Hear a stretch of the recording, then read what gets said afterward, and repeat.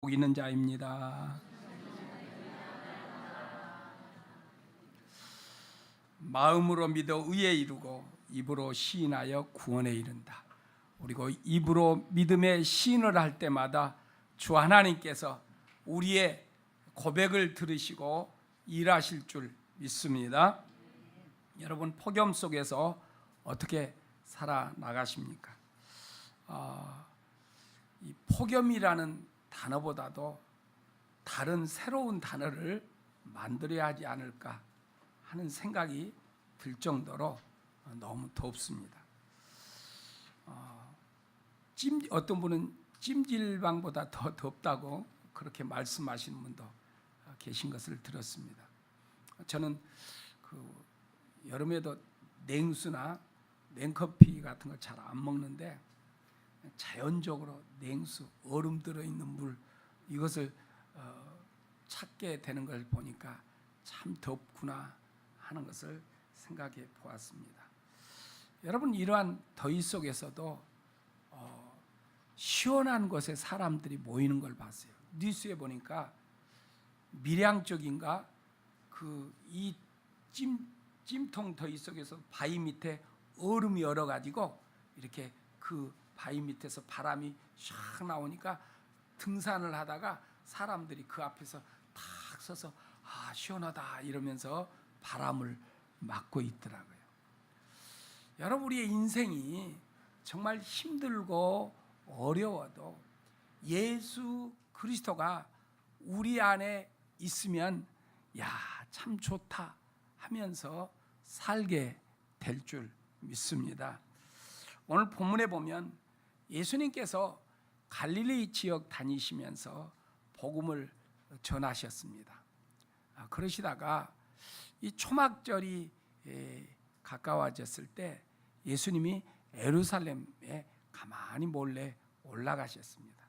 올라가셨지만 다시 하나님의 나라에 대해서 증거하고 말씀을 가르치며 복음을 주께서 전하였습니다. 그랬더니 많은 사람들이 예수님을 믿습니다. 그런데 그 중에도 제사장들과 바리새인들이 예수님을 잡고자 경비병들을 예수님께 보냈다라고 성경은 말씀하고 있습니다. 예수님께서 이 초막절을 앞두고 올라가셨을 때가 십자가에 못 박히기 전 약 6개월 전쯤에 오늘 이 요한복음 7장의 이야기입니다. 예수님께서 예루살렘에서 수많은 사람들에게 이 말씀을 전하니까 예수님을 따르는 사람도 있고 예수님을 반대하는 사람들도 일어났던 것입니다. 그때 예수님께서 누구든지 목마른 사람들은 내게로 와서 마셔라. 그리하면은 성경에 말한 바와 같이 그 배에서 생수가 강물처럼 흘러날 것이다. 주께서 말씀을 하신 것입니다. 아니, 사람들이 목마른 것 같으면 예수님이 샘을 파서 물이 펑펑 쏟아지게 해서 그냥 물 마시게 하지, 굳이 자기에게 와서 그리고 자기를 통해서 이 목마름을 해소하라고 그렇게 말씀을 하시는가 하는 겁니다. 목마른 사람 보이면 그냥 물을 주든지 물이 콸콸 쏟아지는 샘을 만들어서 거기서 마시게 하면 될 건데 예수님은 굳이 자기에게 찾아오라고 이렇게 말씀을 하고 계십니다. 그러면 자기에게서 생수의 강이 흘러 나오게 될 거라고 말씀합니다. 그럼 무엇 때문에 우리 속에 생수의 강이 흘러나야 할까요? 왜 저와 여러분들 마음속에, 심령 속에서 생수의 강이 흘러넘치도록 해야 할까요? 우리 속에 생수의 강이 흘러넘칠 때 우리의 인생에 만족을 가지고 살게 될 줄 믿습니다. 본문 37절에 말씀하기를 명절의 가장 중요한 날, 마지막 날에 예수께서 일어서서 큰 소리로 말씀하셨다.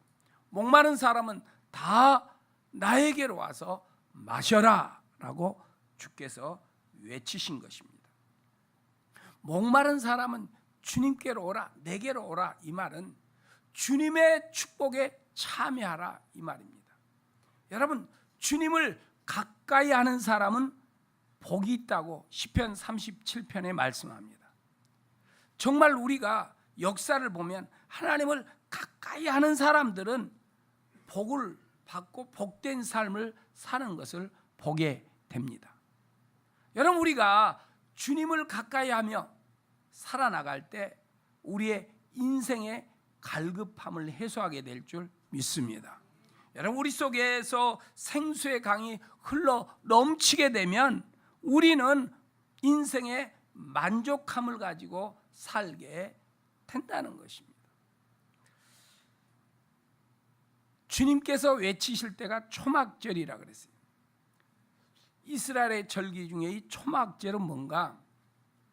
이스라엘 백성들이 하나님의 인도로 광야에 나와서 40년 동안 광야 생활을 하는데 그 조상들이 초막, 장막을 짓고 살았던 것입니다. 그래서 이 초막절 절기는 이스라엘 백성들이 집을 나와서 장막을 짓고 가족들이 일주일 동안 그 속에 거하면서 우리 조상들이 이렇게 광야 생활을 했다는 것을 이렇게 자기네들이 실지 행하고 자녀들에게는 조상들이 이렇게 살았다는 것을 교육하면서 초막절 행사를 지킵니다. 그러면서 이 초막절 때 이 광야 땅에 살면서 그 조상들이 물 때문에 많은 어려움을 겪은 그것을 알기 때문에 이 실로암 물까지 약 5km 가까이 되는데 유대인들이 그 줄을 두 줄로 쭉 서서 물동이를 가지고 물을 떠서 마시거나 제사장들은 그 물을 떠다가 성전에 붓는 그러한 일들을 하였습니다. 그리고 마지막 날 8일째 되는 날은 성회를 열었습니다. 그래서 모두가 하나님의 말씀을 듣고 하나님을 높이고 찬양하는 그러한 시간이었어요. 그래서 수많은 사람들이 지금 몰려있는 그때에 예수님께서 외치신 것입니다. 많은 사람들에게 누구든지 목마른 사람들은 내게로 와서 마시라 하는 것입니다. 이스라엘 백성들이 광야 생활할 때 하나님과 함께하면서 주께서 주신 물을 마셨어요.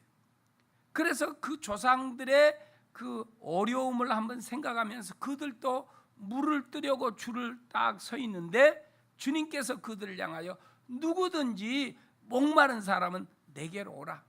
물동이 가지고 물을 떠서 마셔도 목마를 것이다.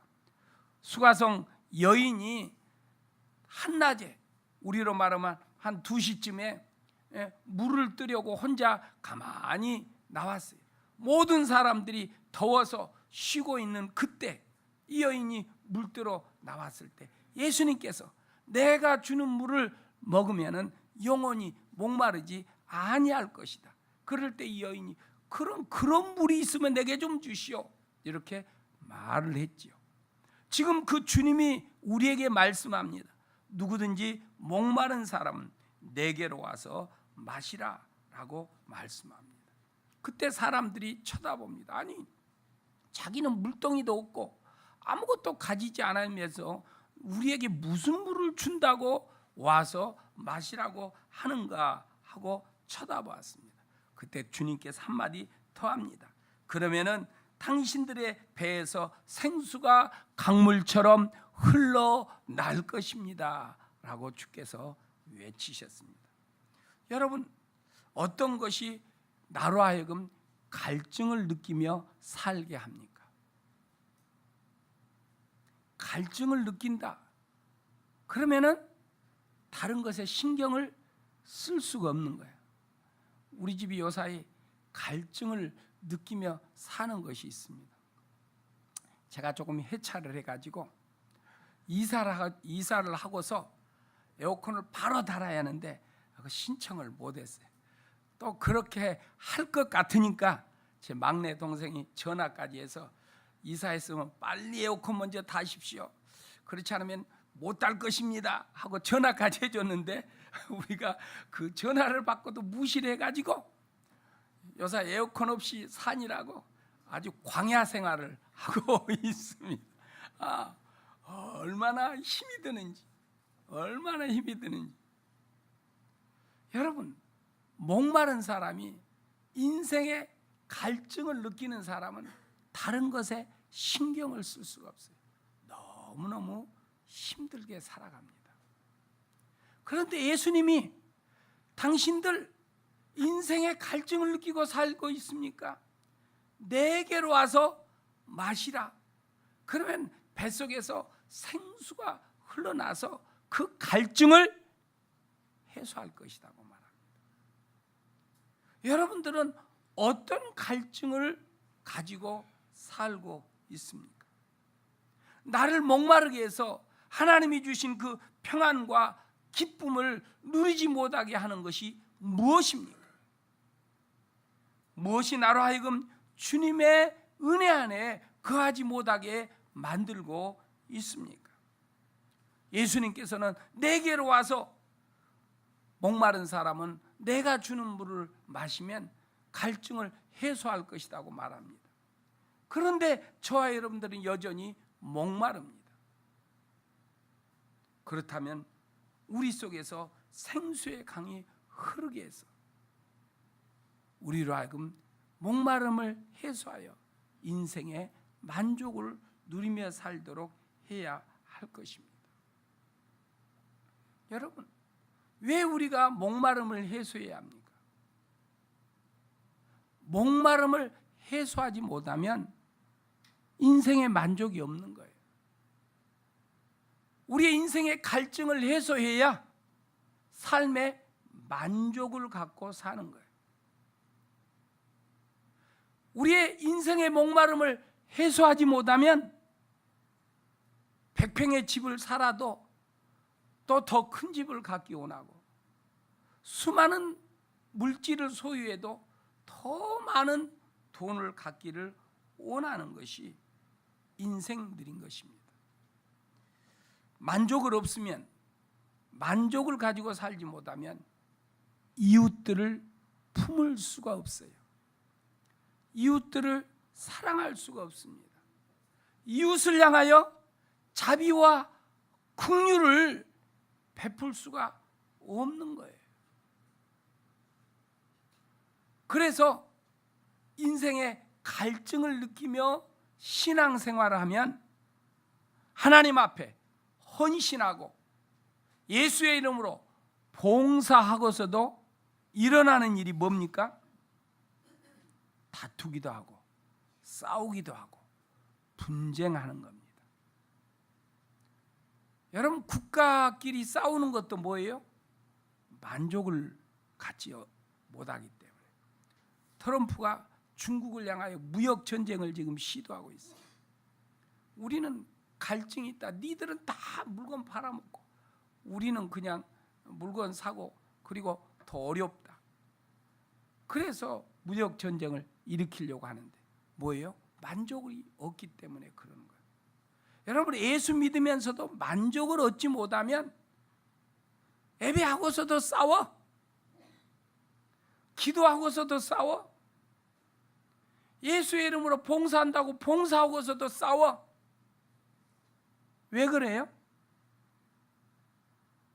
예수님이 우리에게 충만하지 못하니까.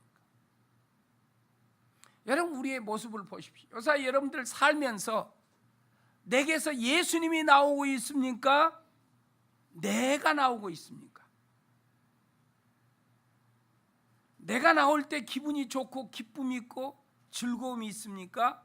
예수님이 나올 때 기쁨이 있고 즐거움이 있습니까?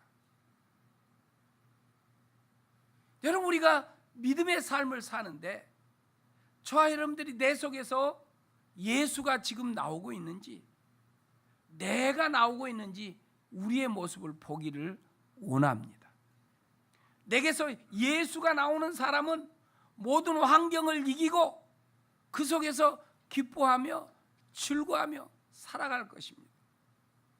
그러나 내 속에서 내가 나오는 사람은 뭔가 기분이 좋은 것 같고 뭔가 자존심이 세워지는 것 같은데 뒤돌아보면 여전히 만족이 없고 갈증이요 배고픔이 계속 된다는 것입니다.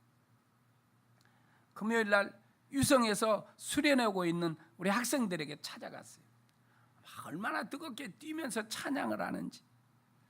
우리 교회 학생들은 아주 너무 순진해가지고 잘 뛰지도 않고 잘 외치지도 않고 막 그러더라고. 뛰어야 할 때 뛰어야 하는데 이렇게 참 무리가 있는데 이쪽에는 우리 교회 학생들인데 이쪽에는 조금 잠잠하더라. 예, 뛸 때는 뛰고 잠잠할 때는 잠잠히 하는데. 그래서 교회에서도 아멘 할 때는 아멘 해야지 잠잠하고 있으면 안 되는 거예요. 할렐루야. 예, 아멘 할 때 살게 될 줄 믿습니다. 아멘 할 때 사는 거예요. 자꾸 우리가 입술로 고백해야 해. 지난주에 말씀했지 않습니까? 니들의 말이 내 귀에 들린 대로 내가 시행하겠다라고 하나님이 말씀하셨어요. 그러니까 우리의 말이 하나님의 귀에 자꾸 들리도록 해. 하나님 사랑합니다. 하나님 좋아합니다. 하나님 없으면 못 삽니다. 막 그러면서 하나님 좋다고 자꾸 말을 해야 해. 그러면 하나님이 호주머니를 열게 될 줄 믿습니다. 주님이 우리에게 찾아오셔서 우리의 인생의 갈증을 해소하도록 하신다 하는 것입니다. 그러므로 여러분의 일터에서도 여러분이 주님이 나오시도록 한다면 여러분 주변에 사람들이 몰릴 것입니다. 왜요? 저 아름다운 교회 송도 옆에 있으면 내가 뭔가 사는 것 같아. 내가 뭔가 숨 쉬는 것 같아. 뭔가 마음에 안정을 얻는 것 같아. 이러면서 우리 주변에 사람들이 몰려올 거예요.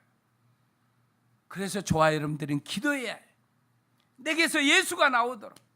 내게서 내가 나가는 게 아니라 예수 그리스도가 나가면 나도 살고 이웃도 살리는 하늘의 백성으로 살게 될 줄 믿습니다. 예. 어떤 분의 이야기를 들었더니 그래.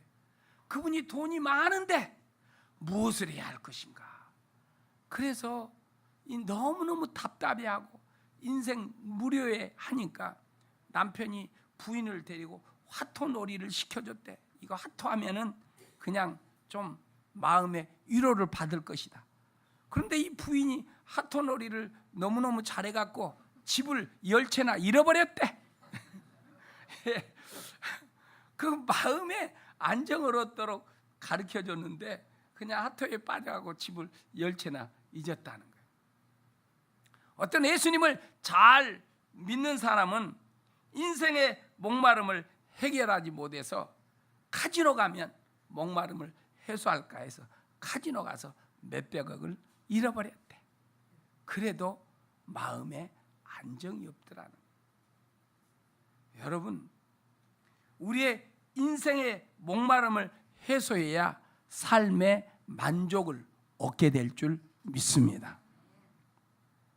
그래서 주께서 우리에게 오라라고 말씀하신 것입니다.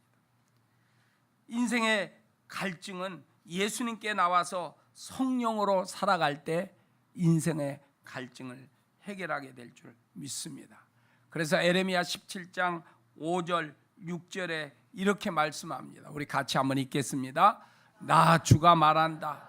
나 주에게서 마음을 멀리하고 오히려 사람을 의지하며 사람이 힘이 되어 주려니 하고 믿는 자는 저주를 받을 것이다.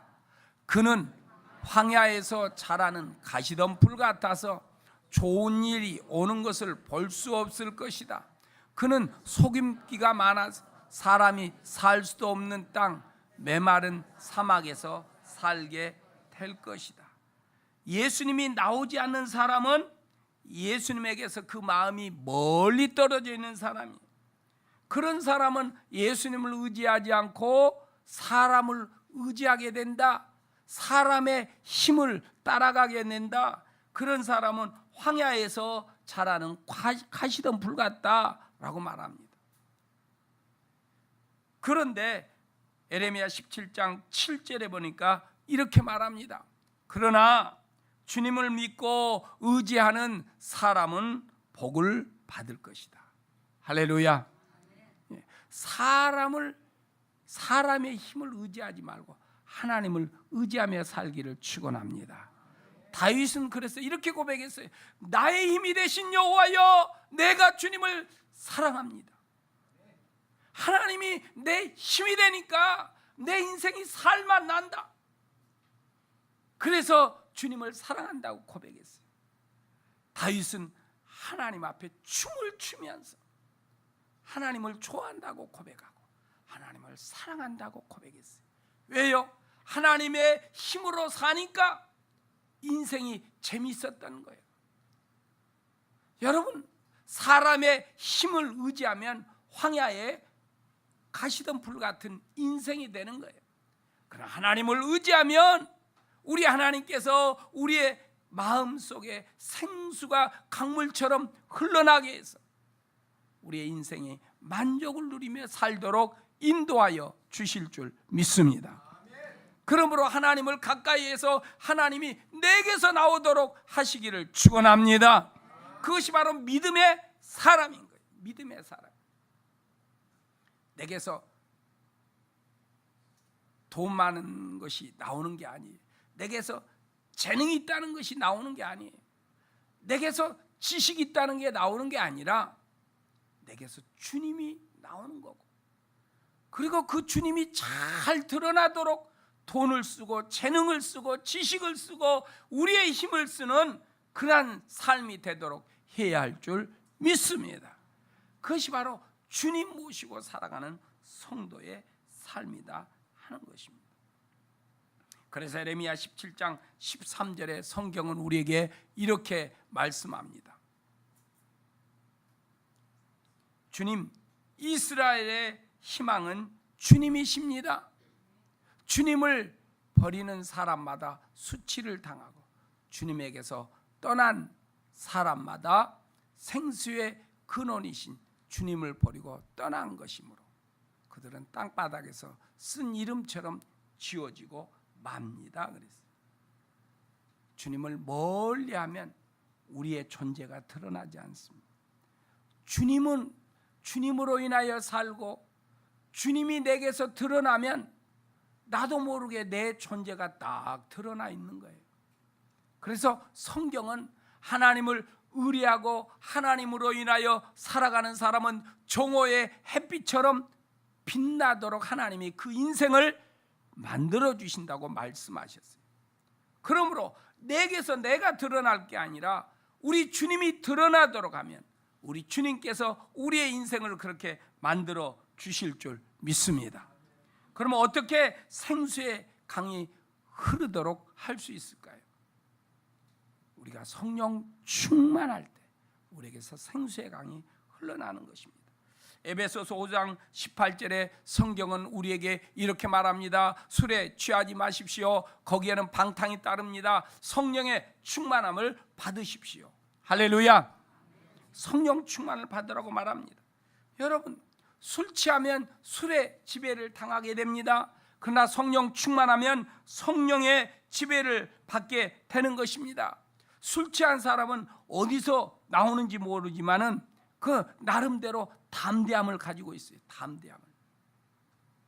그런데 성령 충만하면 더 담대한 힘과 능력이 우리에게 나오게 될 줄 믿습니다.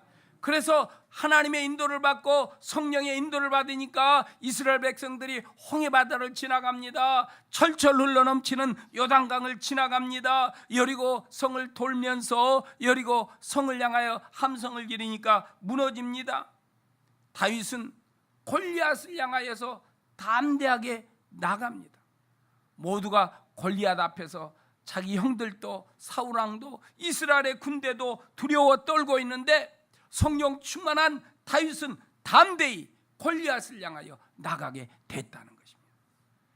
무엇이 여러분의 인생 앞에 장애물처럼 여리고성처럼 우뚝 서 있습니까?